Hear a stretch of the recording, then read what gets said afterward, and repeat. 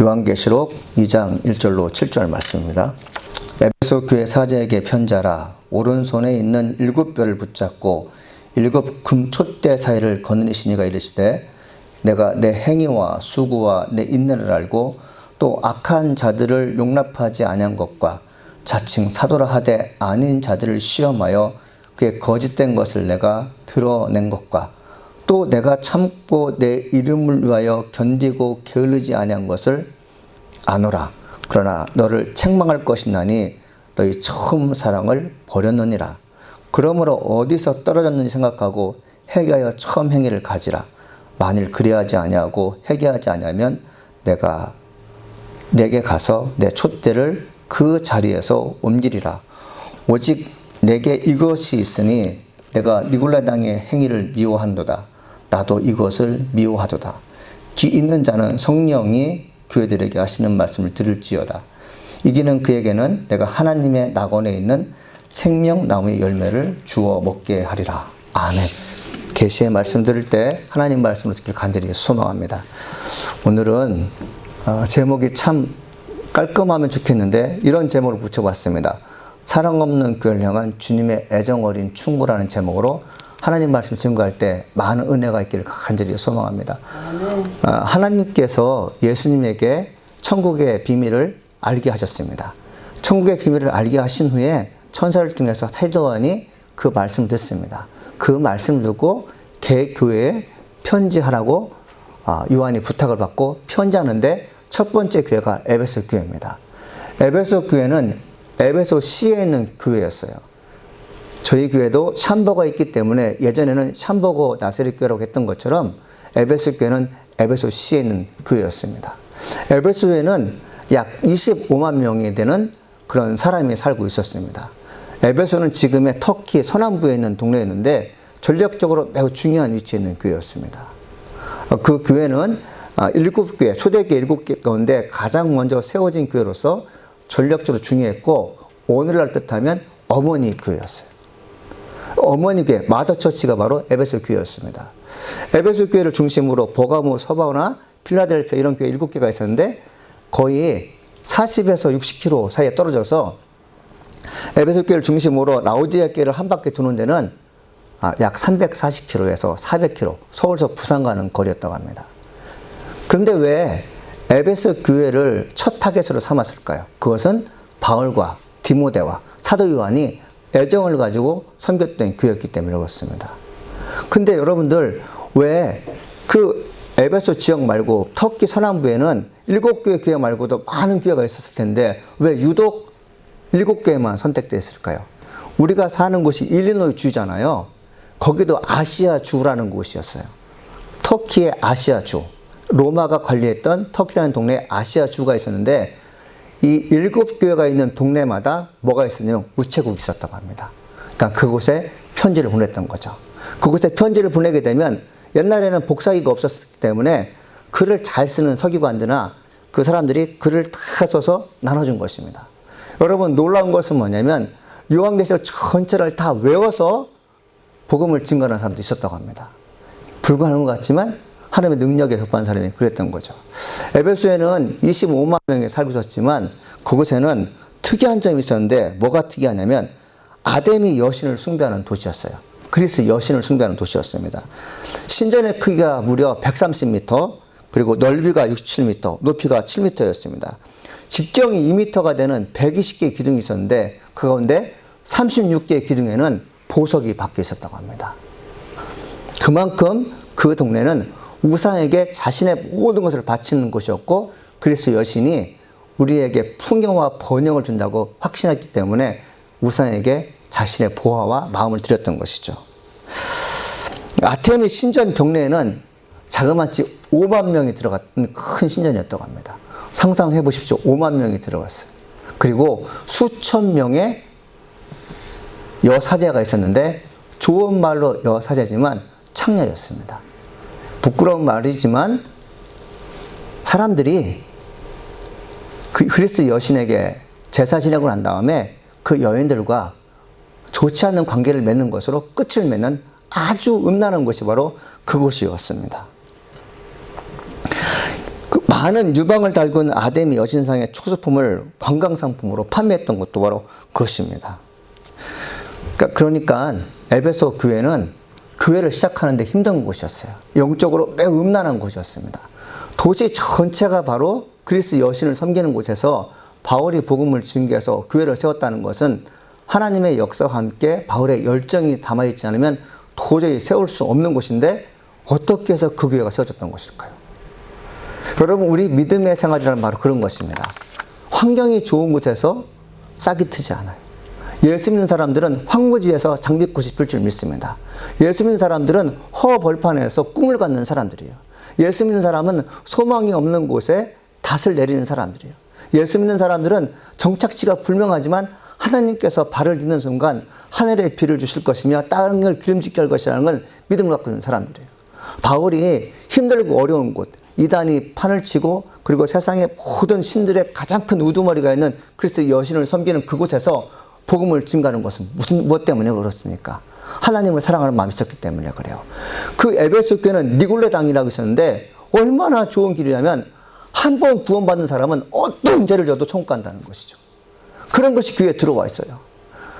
바깥으로는 우상이 만연되어 있고 정말 5만 명이 들어가는 큰 신전이 있고 그리고 그 음녀들의 영향을 받아서 동네에 있는 모든 남자들이 다 타락해 있고 그런 가운데 교회 다니는 성도가 있고 교회 내에는 어떤 문제가 있었습니까? 한 번 구원받으면 아무리 큰 죄를 져도 다 구원받을 수 있다는 니골라당이 있었던 거죠. 여러분, 참 힘들고 복잡한 것이 바로 교회였습니다. 그런데 예수님께서 사도 요한에게 말합니다. 그 교회에 내가 전할 말이 있다. 그러면서 어떤 말을 하냐면 바로 2절 3절 말씀인데 이 말씀이 어떤 말씀이냐면 에베소 교회가 칭찬받는 교회요 부흥하는 교회로서 어머니 교회가 되었던 것은 바로 2절 3절의 이유입니다. 제가 읽어보겠습니다. 내가 내 행위와 수고와 내 인내를 알고 또 악한 자들을 용납하지 아니한 것과 자칭 사도라 하되 아닌 자들을 시험하여 그의 거짓된 것을 내가 드러낸 것과 또 내가 참고 내 이름을 위하여 견디고 게으르지 아니한 것을 아노라 되어 있습니다. 에베소 교회가 우상이 판을 치는 그 환경 속에서 교회가 성장해서 부흥했던 이유는 4가지였어요. 첫 번째 뭐냐면 수고하고 인내하는 자들이 있었습니다. 교회는 수고하고 인내하는 자들이 있어야 돼요. 근데 여러분들 에베소 교회에게 주었던 인내는 단순한 인내가 아니었습니다. 어떤 인내였는가 하면 여기서 해당된 인내는 힘의 피포모네로서 단순한 것을 참는 것이 아니었습니다. 여러 장애와 방해에 항거하면서 이를 이루어나는 것이죠. 큰 신전이 있고 신녀들이 수천 명이 된 현장에서 교회를 다닌다고 가정해 보십시오. 분명히 핍박이 있었어요. 압박으로 핍박이 많았죠. 그럼에도 불구하고 인내하면서 하나님의 성전을 자기 집삼아 그리고 예수님의 말씀이 너무 좋아서 참여했다는 것은 무엇입니까? 인내가 있었다는 거죠. 사랑하는 성도 여러분, 사람이 참는 것을 잘하는 사람이 있어요. 그 참는 것 잘하는 사람 어떤 사람인지 아십니까? 하나님을 사랑하는 줄 믿습니다. 부부싸움이 있을 때 많이 참는 사람이 더 사랑하는 사람이래요. 이런 교회에 분란이 있고 어떤 문제가 있을 때 묵묵히 자리를 지키면서 인내하는 사람들은 하나님을 너무너무 사랑하는 사람이라고 한 것이죠. 예수 믿는 가정에 시집가는 사람들은 편해요. 근데 예수 안 믿는 집안에 시집가서 그 집을 전체로 복음화시킨다는 것은 보통 인내가 필요한 것이 아닙니다. 왜 그럴까요? 처음 복음의 씨앗을 받았던 그 여인이 복음의 황무지 같은 그 집안에 가서 예수 복음을 증거하는 것은 인내가 필요한데 참고 견디는 모진 고통을 당하며 매를 맞는 그 아픔을 겪어가면서 복음을 증거하는 것은 무엇 때문에 그렇습니까? 사랑이 있기 때문에 그래요. 사랑하는 여러분, 인내하면서 사랑을 간절히 소망합니다. 사랑이 기반된 상태에서 인내하기를 간절히 소망합니다. 새로운 물건을 파는 장사꾼이 동네 오게 되면요, 사람이 막 몰려갑니다. 그리고 물건을 구입해요. 그런데 하나님이라는 신을 소개하는 그곳에 가게 되면 핍박이 있어요. 사람이 핍박하는 게 아니라 누가 핍박합니까? 마귀가 사람을 조종해서 핍박하는 것입니다. 나는 타락한 천사로서 이 땅에 내려온 것은 하나님의 징벌에 의한 것이다. 내가 하나님의 징벌에 의해서 이렇게 어두운 영역에서 살고 있는데 이 땅에 속한 하나님의 피조물이라는 사람들이 하나님을 다시 믿어서 죄에서 해방돼서 구원받는 거 나는 원치 않는다. 그러면서 마귀의 세력들이 하나님 믿는 사람을 방해하는 것입니다. 이것이 영적인 깊이가 있는 사람이 알아듣는 것이죠. 두 번째 무엇이냐면 악한 자들을 용납하지 않았어요. 교회 밖에서 악한 일을 하는 자들에 대해서는 에베소 교회 성도들은 관여하거나 참여하지 않을 것입니다. 5만 명이 보이는 신전에 있는데 겨우 100명도 안 되는 에베소 교회 성도들이 가서 우상 숭배하지 마십시오라고 하면 되겠습니까? 이게 무모한 짓이에요. 오늘날 교회에 다니는 몇몇 성도들이 불당 앞에 가서 이상한 일 행동을 합니다. 지혜롭지 못한 것이죠. 하나님의 사람들은 지혜롭게 행동해야 돼요. 여러분 여기서 교회 내에 들어왔던 사람을 용서하지 않았다는 것은 무슨 뜻입니까? 관용을 베푸지 않았다는 것은 뭐냐면 두 번 다시 그런 일을 하면 안 돼. 그런 기회를 주지 않았다는 것이죠. 하나님의 교회가 부흥되는 교회는 악한 일을 하는 사람들에게 대해서 용납되지 않습니다. 우리는 모든 걸 사랑으로 다 덮으려고 해요. 모든 걸 사랑으로 다 이해하려고 합니다. 그런데 하나님께서 말씀하시는 교회의 기준이 뭐였어요? 요한계시를 통해서 말세에 주어진 교회를 향해서 하시는 말씀이 무엇입니까? 악한 자들을 용납하지 말라. 관용을 베풀지 말라. 우리가 잘 아는 무디 바이블 스쿨을 창립하는데 지대한 공연을 했던 토저 박사님이 그런 말 하게 돼요. 악한 자들이란 누구인가? 여러분 악한 자들 누구일까요? 여러분 생각하기에 남의 돈을 빼앗고 사람을 때리고 그리고 여자를 강간하고 그리고 온갖 권력을 통해서 사람을 못 살고 있는 사람이 악한 자로 얘기잖아요. 근데 토저 박사님은 뭐라고 얘기냐면 악한 자란 적당하게 신앙생활하라고 부추기는 사람이라고 합니다. 적당하게 신앙생활. 여러분 이 말에 동의하십니까? 저는 이 말에 동의해요. 여러분 우리가 보면은 교회 다니는 사람들이 다 착한 것 같지만 우리 입 밖으로 뭘 표현하냐면 적당히 해라는 말을 하게 돼요. 뭘 그렇게 열심히 살아? 그런 얘기를 해요. 하나님께서 에베소 교회를 향해서 칭찬한 것이 뭐냐면 적당하게 살려고 하는 사람들을 내쫓았다는 것이죠. 사랑하는 성도 여러분, 적당하게 신앙생활 하지 마시고 열심히 품고 줄 섬기를 간절히 소망합니다. 그럴 때 교회가 부흥됐어요. 셋째는 뭐냐면 자칭 사도라 칭하는 자들을 시험해 보고는 거짓으로 판명자들을 내쫓았습니다. 교회 내에 하나님 말씀을 잘 못 증거하는 사람들이 있었어요. 잘못된 교리를 증거하는 사람이 있었죠. 교회에서 사람을 내쫓아요. 어떻게? 그런데 에베소 교회는 교회 내에서 잘못된 교리를 가르치는 사람들을 내쫓았어요. 목사님, 저 사람 10년 동안 교회 다녔는데 어떻게 내쫓아요? 그냥 다니게 해주세요. 그 사람이 어떤 사람이었어요? 바로 이단이었어요. 내보냈어요. 다수의 성도들은 선한 일을 하는 것에만 수고와 인내가 필요하다고 합니다. 악한 자를 추방하는 것도 똑같이 인내와 수고가 필요해요. 악한 자들을 용납하지 않고 드러낸 것, 자칭 사도라 칭하는 자들을 자칭 사도라 칭하는 거짓 교사를 드러낸 것을 놓고 칭찬하셨는데 그게 바로 2절에 나와 있잖아요. 그의 거짓된 것을 내가 드러낸 것과 하라 되어 있어요. 이게 칭찬받는 것이에요. 드러낸 것. 여러분 드러냈다는 것은 뭐냐면 특별히 조사한 후에 사람 앞에서 폭로했다는 것이죠. 매우 부끄럽고 매우 염치 없는 그런 행동인 것 같지만 에베소 교회가 부흥됐던 이유는 뭐냐면 하나님 말씀을 잘못 증거한 자를 끄집어내서 사람 앞에 이 사람은 악한 사람이라고 얘기했다는 것이죠. 사랑하는 성도 여러분, 이 일이 만일 우리 교회에서 오늘날 교회에서 일어난다면 여러분 어떤 반응을 보겠습니까? 이상하게 잘못된 교리를 증거하고 그리고 악한 일을 행하는 성도를 향해서 교회에서 나가주십시오라고 얘기하면 바깥에 있는 성도들이나 교회 있는 성도들이 본인 교회 성도뿐만 아니라 밖에 있는 성도들이 교회를 험짓습니다. 비난하게 돼요. 우리가 하나님 말씀을 부여받는 사람들은 성경의 기준에 의해서 말씀이 되어야 되고 판단하고 재판해야 되는데 사람의 감정이 앞서게 되면 성경 말씀을 모르게 됩니다. 사실은 성경을 모르기 때문에 그런 결정을 하는 것이죠. 사도 바울이 에베소 교회에 이런 편지를 보내요. 또 나를 위하여 구할 것은 내게 말씀을 주사 나로 입을 열어 복음의 비밀을 담대히 알리게 하소서 할 것이니 에베소 4장 19절 말씀이에요. 복음을 담대히 증거할수록 기도해달라는 거죠. 이것은 무엇입니까? 죄를 지은 사람을 향해서 당신은 죄인이라면서 정확하게 얘기하는 것이죠. 당신이 하나님을 떠나 살 수 없습니다. 주님 앞에 돌아오십시오.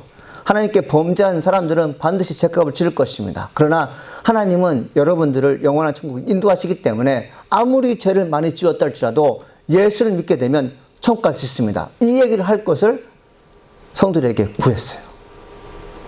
그러고 보면 우리는 너무나도 이 땅을 살면서 편안한 말을 듣기를 원했던 것 같아요. 저도 그렇게 말씀을 증거했던 것 같습니다. 제가 요한계시록의 말씀을 준비하면서 사실은 요한계시록의 말씀은 새벽 예배 동안 거의 5개월 동안 증거했던 말씀인데 그 말씀을 증거하면서 저 자신이 되게 부끄러웠어요. 내가 하나님의 능력을 수여한 자가 아니었구나. 말씀을 잘 못 알았구나. 내가 이렇게 복음을 증거하다간 성도를 다 지옥으로 가게 만들 거구나. 교회를 다니지 못하겠구나. 왜 그런 거 봤더니 하나님의 말씀을 적당하게 증거하는 내 모습을 발견하게 됐어요. 그러고 나서 이제 이 말씀을 사실은 이 에베소 교회에 대한 말씀은 2018년도에 제가 말씀했던 내용입니다. 그리고 2021년에 새벽 예배를 통해 다시 한번 말씀한 내용이었어요. 그리고 2021년 9월 26일 날 다시 에베소 교회에 대해서 얘기하는데 또 다른 느낌이 있어요. 그때와 또 다른 느낌이 있어요. 제가 반성하며 회개하며 후회하는 것은 뭐냐면 하나님 말씀을 과감하게 증거할 수 있어야 된다. 그것이 제 아픔이었어요. 사랑하는 여러분, 하나님 말씀 들을 때 아픔을 듣지 마시고 나를 미워하는 말씀 듣지 않으시고 하나님께서 나를 살리시는구나 믿기를 간절히 소망합니다. 여러분 아플 때 병원에 가보셨잖아요. MRI 찍어보셨죠? 거기 들어가면 관속에 들어가는 것 같아요. 한 번도 관속에 들어가지 않았는데 MRI 찍으러 들어가잖아요. CT 찍으러 가잖아요. 그러면 괜히 막 무섭습니다. 그리고 저도 이제 예전에 한 15년 전에 큰 병원에 가서 몸에 문제가 있어서 주사를 맞는데요. 주사 바늘이 정말 한 이만큼 되는 것 같아요. 그래서 배에서 집어넣는데 아마 이 등짝까지 가는 그런 주사였던 것 같아요. 얼마나 아픈지 몰라요. 얼마나 아픈지. 근데 여러분 의사 선생님한테 나 그거 안 맞을래요. 아, 나 그냥 이러다 죽겠습니다. 이런 사람이 어디 있어요? 여러분 하나님 말씀이 똑같습니다. 하나님 말씀은 날카로운 칼과 같아요. 수술용 메서 같아요. 그래서 여러분에게 하나님 말씀으로 여러분의 마음을 아프게 할 때는 내가 병이 낫겠구나. 죄에서 구원받겠구나. 이런 마음으로 받아들일 간절히 소망합니다. 세상에 아무리 유능한 의사는 병을 치료하는 가운데 완전하게 치료하지 못할 때가 있어요. 실수를 인정할 때가 있어요. 그러나 만왕의 왕 대신 치료자 같은 예수님께서는 여러분을 결코 아프게 하지 않을 믿습니다. 완성된 사람으로서 천국에 가게 줄 믿습니다. 네 번째는 에베소 교회 부지런하는 교회였어요. 계시록 2장 2절에 보니까 또 내가 참고 내 이름으로 견디고 게으르지 아니한 것을 아노라 되어 있어요. 교회는 예수님의 이름으로 부지런히 섬기는 것입니다. 믿습니까? 여러분 새벽 예배 때를 어떤지 다니십시오. 아침 일어나서 기도하십시오. 원래 목사님은 새벽 3시에 일어나셔서 교회를 위해서 또 저를 위해서 성도를 위해서 기도한다고 제가 말씀드렸는데 저는 그때마다 마음이 너무 좋습니다. 사랑하는 여러분, 하나님을 사랑하는 사람들은요 부지런해요. 게으르지 않아요. 하나님 말씀드리는요 정말 부지런합니다. 하나님의 사랑을 잊어버리는 그 순간 우리는 되게 안일해져요. 아까 악한 사람들을 내보냈다는 게 뭐죠? 대충 살아라 그 말이라고 했잖아요. 근데 에베소 교회는 그렇듯 핍박과 혼란이 있는 가운데도 박해받는 가운데도 부지런히 하나님 말씀 들으러 왔어요.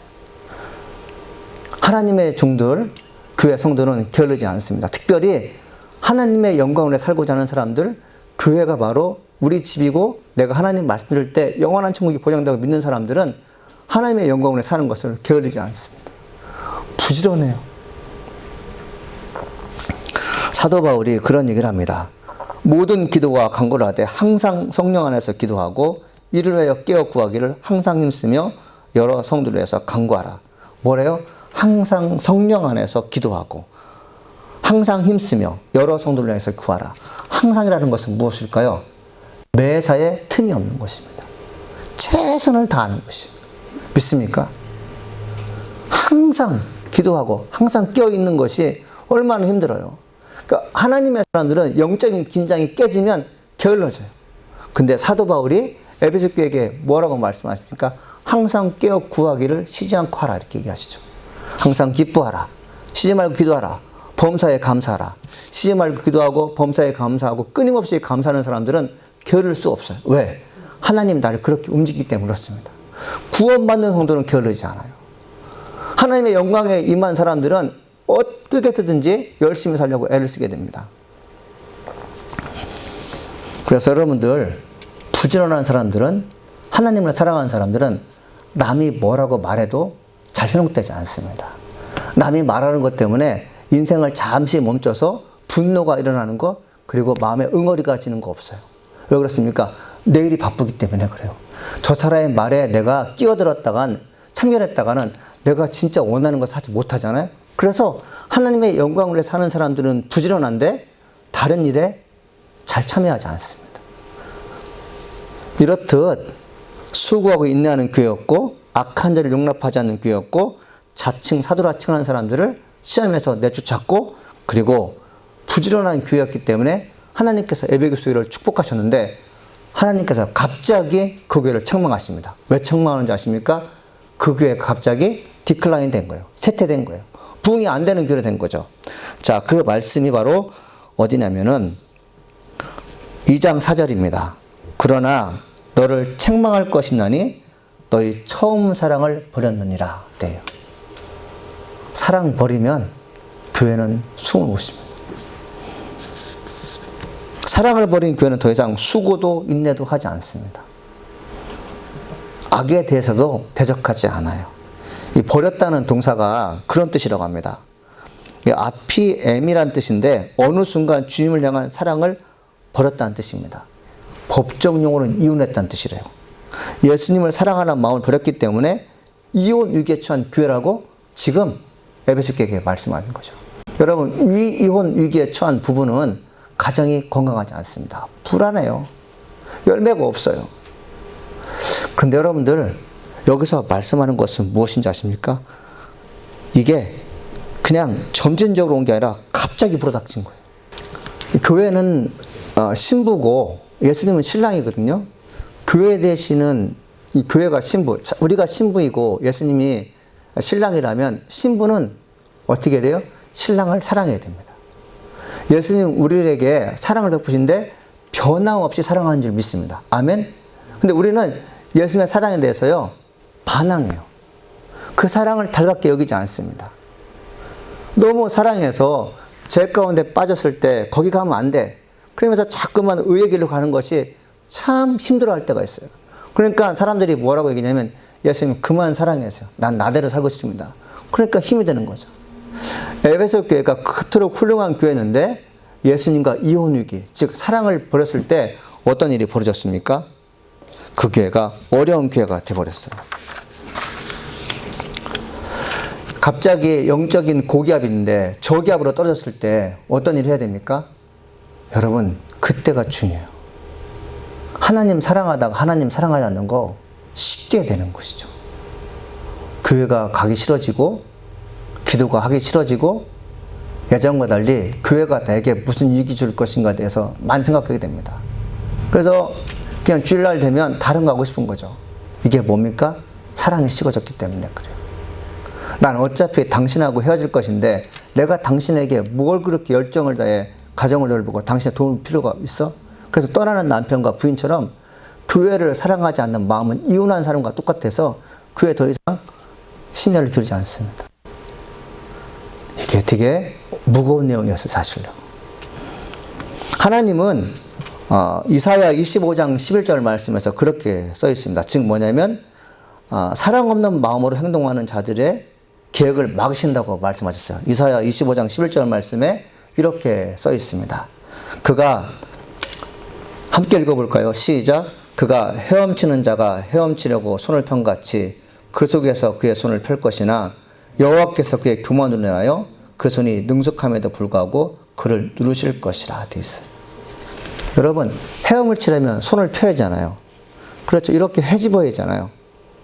근데 손을 펴서 헤엄을 쳤음에도 불구하고 앞으로 안 나가는 거예요. 여기서 누른다는 것은 무슨 뜻이냐면 오버한다는 뜻이라고 합니다. 속인다. 너 오버하지 마 그러잖아요.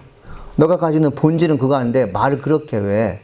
너가 하는 모든 결과물은 내가 아는데 왜 거짓말을 해? 오버한다고 하잖아요. 이게 바로 그 뜻이래요. 누른다는 뜻이라는 거죠. 손을 펴서 아무리 노력해도 안 되는지를 본인은 몰라요.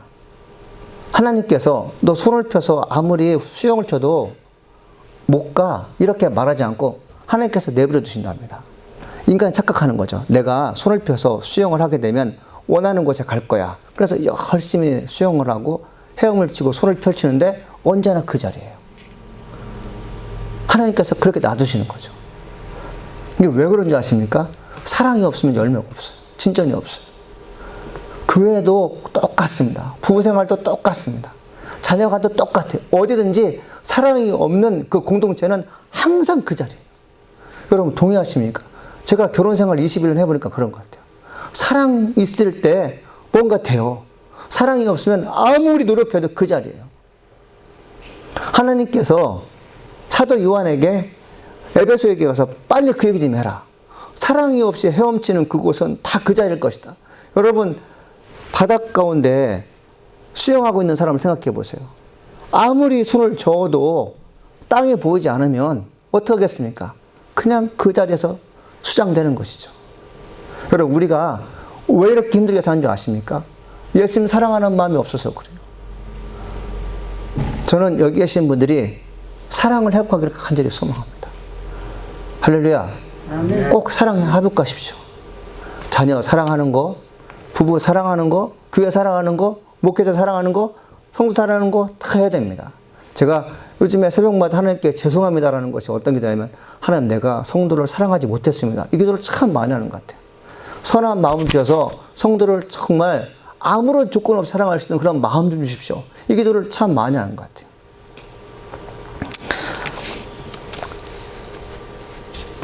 사랑 없는 신앙생활이 언제부터였는지 어떤 계기였는지 생각해 보십시오. 5절에 이렇게 말씀하고 있습니다. 한번 계시록 2장 5절 말씀 읽어볼까요? 시작. 그러므로 어디서 떨어졌는지 생각하고 회개하여 처음 행위를 가지라. 만일 그리하지 아니하고 회개하지 아니하면 내가 내게 가서 내 촛대를 그 자리에서 옮기리라. 이렇게 되어 있어요. 사랑 언제부터 떨어진 것 같아요? 언제부터 끊어진 것 같습니까? 여러분 전체 영역, 뭐 가정뿐만 교회 이런 모든 영역에서 언제부터 사랑하는 마음이 식어진 것 같아요? 근데 떨어졌다는 말이 박살났다는 뜻이랍니다. 멸망됐다는 뜻이죠. 아무리 좋은 항아리가 있다 해도 그것이 깨지면 아무리 좋은 말씀과 금부화를 집어넣어도 나중에 항아리를 열어보면 아무것도 없어요. 사랑 없는 공동체, 사랑 없는 가정, 사랑 없는 교회, 여러분 아무리 투자를 하고 아무리 애를 써도 안 되는 것은 무엇입니까? 박살났기 때문에 그래요. 우상이 도시 전체를 덮어도 신앙생활을 굳건하게 할 수 없었던 것은 예수님의 사랑해야 하는 마음이 더 컸기 때문에 그렇습니다. 우상 숭배하는 자들로부터 생명을 위협하는 폭력을 당했지만 감당할 수 있었던 것은 예수님의 사랑이 아픈 상처를 치유해 주신 경험이 있어서 그렇습니다. 그리스 사람들, 헬라 사람들은 교회를 에클레시라고 합니다. 에클레시아의 명칭은 고대 그리스 민주 시절 온 시민이 함께 모여서 폴리스 생활 전반을 논하는 시민 집회의 단어였어요. 뭐라고요? 생활 전반을 논하는 것이었어요. 여러분 생활 전반을 논할 때 아픈 사람도 있고 행복한 사람도 있을 거예요. 근데 사랑이 없으면 아픈 사람을 향해서 왜 아프냐고 얘기해요. 얼마나 너가 게을리 살았으면 아프겠니? 그러게 평상시에 잘하지. 그래야 사랑받지. 이렇게 얘기하면 사랑이 없어요. 행복한 일을 가지고 얘기할 때 함께 즐거워하지 않습니다. 왜? 사랑하지 않기 때문에. 내 일이 아니라 생각해요. 그런데 사랑하는 교회 에클레시아는 어떻습니까? 아픈 자를 보듬어줘요. 믿습니까? 좋은 일이 있으면 함께 격려해 줍니다. 우리 마음 가운데 내면에 좋은 일이 있음에도 불구하고 그를 정말 찬양하며 함께 축하해 줄 수 없는 사람이라면 그 교회는 냉정한 교회예요. 예수님이 전해주셨던 복음의 핵심이 사랑이었어요. 그럼 교회는 많은 사람이 기적을 보이기를 원합니다. 그렇죠? 병든 자가 치료되고 어떤 사람이 한순간에 복권에 당첨돼서 부자가 되는 사람이 있기를 원하는 마음이 있어요. 근데 여러분 톰 라이트라는 그런 신학자가 뭐라고 했냐면 교회 내에서 가장 큰 기적은 사랑이래요. 내 마음속에 사랑하는 마음이 있으면 그 자체가 기적이라는 거죠. 근데 아무리 주변에 좋은 일이 많이 있어도 사랑이 없으면 그것은 기적이 아니라고 합니다. 전 여러분들이 이 교회 내에서 여러분의 환경 속에서 사랑이라는 기적을 경험할 간절히 소망합니다. 사랑해야 돼. 첫사랑을 회복하지 못하고 회개하지 않으면 예수님께서 뭘 하신다고 하셨습니까? 촛대를 자리에서 옮긴다고 하셨어요. 촛대는 교회를 뜻합니다. 7뼈를 쥐고 7촛대를 거느신 예수님께서 너희들이 만일 회개하지 않고 첫사랑 회복하지 않으면 교회를 옮기시겠다고 말씀하셨어요. 뭡니까? 교회를 없애겠다고 말씀하죠. 여러분, 저는 목회자로서 이 교회를 섬기는 자로서 교회가 없어지는 이유가 무엇인가에 대해서 다시 한번 알게 돼요. 그것은 무엇입니까? 사랑이 없으면 그래요. 첫사랑이 회복되지 않으면 교회는 없어지는 것이죠. 여러분, 오늘 말씀은 가벼운 말씀이 아니에요. 근데 예수님께서 뭐라고 말씀하십니까? 첫사랑을 회복한 사람들, 회개해서 다시 교회에 대해서 예전에 행위를 하는 사람들에게 뭐라고 하십니까? 2장 7절에 이렇게 써 있어요. 귀 있는 성도들에게 하시는 말씀을 들을지어다. 여러분, 귀가 있으시죠? 이기는 그에게는, 즉 첫사랑을 회복하고 회개한 자들에게는 하나님의 낙원에 있는 생명나무의 열매를 주어 먹게 하리라. 아멘. 사랑이 없는 사람은 하나님의 낙원에서 살 수가 없어요. 여기서 예수님께서 하신 말씀이요. 내가 회개한 사람들, 내가 사랑할 수 없는 가운데도 사랑의 마음을 갖는 그 사람들을 하나님 낙원에다가 데려다 놓고 생명나무의 열매를 먹게 하리라 말씀하셨어요. 계시록의 주체가 예수님이고 여러분의 생명을 쥐고 있는 분이 예수님이고 구원에 이끄는 분이 예수님이라고 분명히 제가 말씀드렸잖아요. 그분께서, 예수님께서 하나님의 낙원에 생명의 열매를 먹게 하시는 분이 바로 예수님인데 누가 간다고요? 회개한 사람들, 사랑을 다시 찾는 사람에게 가게 한다는 것이죠. 사랑 되찾기를 간절히 소망합니다. 그래야 천국 가는 것이죠. 워싱턴 중앙장로교 류흥렬 목사님의 간증을 소개합니다. 류 목사님이 전라도 진안의 한 시골교회에서 오래전에 특별한 부탁에 전화를 받았어요. 새해가 시작되는 1, 2월에 부흥회를 인도해달라는 부탁이었습니다. 1월엔 중국 선교로 한 달 가야 되고 2월엔 이미 부흥 스케줄이 잡혀져 있기 때문에 못 간다고 했어요. 그래서 정중하게 거절했습니다. 또 전화가 왔어요. 네, 제가 정말 가지 못합니다. 못 갑니다. 그러고 난 다음에 이제 나를 포기했겠지 생각했는데 한 달이 지났는데 똑같은 사람에게 세 번째 부흥회를 부탁하는 전화를 받았어요. 사정이 있어서 못 간다고 거절했는데도 불구하고 계속해서 전화를 한 것입니다. 그래서 목사님이 그분에게 얘기합니다. 얼굴도 한 번도 본 적이 없어요. 부흥회 부탁하면 올 사람이 많을 텐데 왜 아무것도 아닌 저 같은 사람에게 이렇게 부탁을 합니까? 그러자 그분이 얘기합니다. 교수님이 아니면 오실 분이 없어요. 지금은 워싱턴 중앙장로교회 담임 목사지만 옛날에 총신대학교 설교학 교수였어요. 그 당시 얘기하는 거죠. 그분이 다시 얘기합니다. 사실 너무 시골이라 성도들도 얼마 없고 제대로 사례비를 줄 수 없고, 그래서 목사님이 사례비를 줄 수 없는 교회라는 말을 듣고 번쩍 기가 뛰어서 3,000명 되는 교회의 부흥 집회를요 취소했어요. 죄송합니다. 그리고 그 교회를 갔습니다. 그래서 주소지를 받아서 갔더니 전라북도 진안군이었어요. 5교회가 연합해서 부흥회를 하는데 해마다 부흥회 강사를 모시기 어려워 2년에 한 번씩 하는 교회였습니다. 성도 몇 명 되냐고 물어봤더니 3, 40명 모인대요. 시골교회 3, 40명 모이면 많이 모이는데요. 목사님 얘기했더니 5교회가 모여야 3, 40명이래요.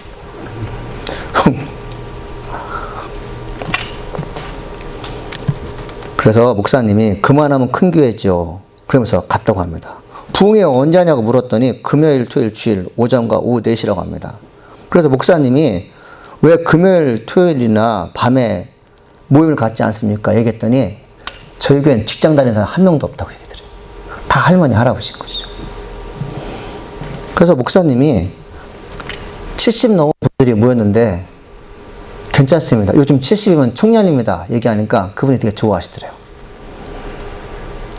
그래서 할머니, 할아버지들은 저에게 무슨 말씀 듣고 싶습니까? 얘기했더니 예수님 말씀 증거해달라고 그렇게 하더래요. 그분들이 예수님 말씀에 목말랐던 거죠. 그래서 목사님이 그곳에 갔죠. 근데 그분들이 그런 얘기를 하더래요. 가난한 시골이라 드릴 것이 없어도 여기는 고구마가 많이 납니다. 마음껏 드실 수 있습니다. 그런 얘기를 하더래요. 이렇게까지 3번의 전화를 하는 교회라면 가야겠다고 갔습니다. 차를 몰고 도착하니 교회 마당에 거대한 야외 솥을 걸어놓고 대추차를 끓이고 있었어요. 대추 냄새 향이 이제 좋은 것이죠. 그래서 말씀을 증거했습니다. 시골교회에 부흥회를 한다고 하니까 떡을 만들고 어르신들마다 제각기 나와서 교회를 청소했어요. 70 먹고 90 넘은 할아버지 할머니들이. 부흥회를 인도하면서 목사님이 참 많은 은혜를 받았다고 합니다. 토요일 집회를 마치고 났는데 93살 된 장로님이 앞에 나오신 춤을 덩실덩실 춤을 추더래요. 그러면서 나 노래 한번 하고 싶다고 그러더래요. 뭘 불렀나 했더니 예수님이 좋은 걸 어떡합니까? 예수님이 좋은 걸 어떡합니까? 이 찬양 부르시더래요. 그 찬양 소리가 목사님의 마음을 울렸대요. 너무 감사했다고 합니다. 은혜를 끼치러 간 게 아니라 은혜를 받은 거죠. 무엇 때문에 그래요? 교회를 사랑하는 마음이 이렇듯 간절한가. 사랑하는 여러분, 70이 넘으시고 80이 넘으셨지만 교회 사랑하는 마음으로 춤을 추기를 간절히 소망합니다. 목사님께서 말씀을 다 마치고 돌아가려니까 사례비를 주더래요. 도저히 못 받겠더래요. 그래서 사례비를 다 다시 드리면서 장로님, 이 사례비 내년에 오시는 강사님에 써주십시오라고 차를 타고 갈랬더니 목사님 잠깐만 기다리십시오. 그러더니 어디서 나타나는지 모르지만 할머니 할아버지들이 자기 집에 있는 곡식들 있잖아요. 감자, 고구마, 쌀 뭐 그런 것들을 다 가져와서 트렁크에 가득 채워주시더래요. 거기도 모자라서 뒷자리에 다 채워서 올라왔다는 얘기입니다. 제가 그 말씀을 제가 들으면서 그 말씀이 글을 올라오면서 이게 바로 교회구나. 우리 언제부턴가 내 먹고 살 것만 있으면 괜찮았어요. 교회가 어떤지 상관하지 않아요. 사랑하는 여러분, 교회에 다시 한번 살아가는지 소망합니다. 그 교회가 소망이 있어요. 할렐루야. 오늘 말씀이 여러분 마음껏 큰 은혜가 되어서 여러분의 가정도 살고 교회도 부흥되기를 간절히 축원합니다. 기도하시겠습니다. 하나님 아버지 감사합니다. 오늘 말씀을 통해서 저희들에게 큰 은혜 내려주시니 감사드립니다. 하나님 아버지, 저희 교회도 다시 사랑하게 하여 주옵소서.